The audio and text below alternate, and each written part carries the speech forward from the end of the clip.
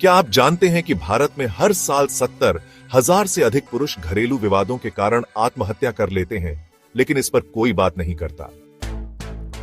हम अक्सर महिलाओं के खिलाफ हिंसा के बारे में सुनते हैं, लेकिन एक और कड़वी सच्चाई है जिसे अक्सर नजरअंदाज कर दिया जाता है। शादियों और रिश्तों में पुरुषों पर होने वाली हिंसा। आज हम आपको वास्तविक जीवन की हत्या की घटनाएं दिखाएंगे, जहां पत्नी ही हत्यारी बन गई। हम इन अपराधों के पीछे की गहरी सच्चाई को उजागर करेंगे और यह भी समझेंगे कि क्या भारतीय कानून पुरुषों के साथ अन्याय कर रहा है। वीडियो को अंत तक जरूर देखें, क्योंकि यह सिर्फ पुरुषों की बात नहीं है, बल्कि न्याय और कानून की निष्पक्षता की बात है। सौरभ राजपूत 30 वर्ष की उम्र में की शादी मुस्कान रस्तोगी से 5 साल पहले हुई थी। बाहर से उनका रिश्ता सामान्य लग सकता था, लेकिन अंदरूनी तौर पर हालात बिगड़ रहे थे। मुस्कान का साहिल नाम के युवक से अफेयर था। एक रात जब सौरभ ने मुस्कान से उसके फोन कॉल्स को लेकर सवाल किया, तो मुस्कान ने अपना आपा खो दिया। उसी रात उसने और साहिल ने सौरभ को मारने की साजिश रच दी। सौरभ को सोते समय गला घोंटकर मार दिया गया और फिर उसकी लाश को टुकड़ों में काटकर एक ड्रम में भर दिया, जिसे उन्होंने घर में छिपा दिया।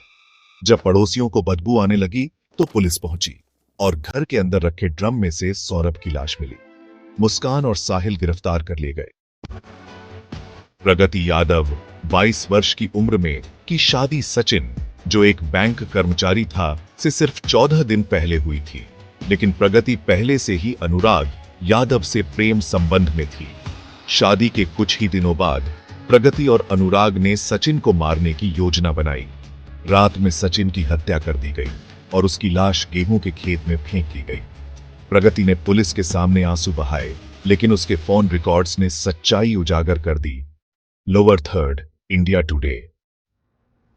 धन्नालाल सैनी, जो 45 वर्ष के थे, अपनी पत्नी के अवैध संबंधों को लेकर संदेह में थे। उनका वैवाहिक जीवन पिछले कई सालों से तनावपूर्ण था। जब धन्नालाल ने अपनी पत्नी को उसके प्रेमी के साथ रंगे हाथों पकड़ लिया, तो उन्होंने उस पर हमला कर दिया और जिंदा जला दिया। टाइम्स ऑफ इंडिया के अनुसार यह घटना बेहद दर्दनाक थी।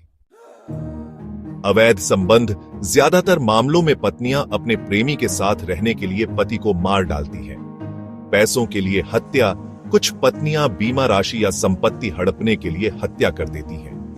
प्रतिशोध या गुस्सा, कुछ रिश्ते इतने जहरीले हो जाते हैं कि हत्या को ही आखिरी विकल्प समझ लिया जाता है। 498A कानून का दुरुपयोग। 80% से अधिक दहेज के मामले झूठे साबित होते हैं। कई पत्नियां गलत आरोप लगाकर पूरे परिवार को फंसा देती हैं। पुरुषों के लिए घरेलू हिंसा कानून नहीं।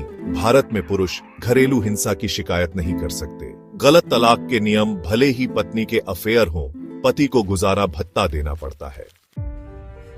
निष्पक्ष कानून बनने चाहिए। झूठे आरोप लगाने वालों को सजा मिलनी चाहिए। पुरुषों के लिए हेल्पलाइन और कानूनी सहायता होनी चाहिए। आप क्या सोचते हैं? क्या भारत में पुरुषों के लिए भी कानून होने चाहिए? झूठे मामलों पर कठोर कार्रवाई होनी चाहिए?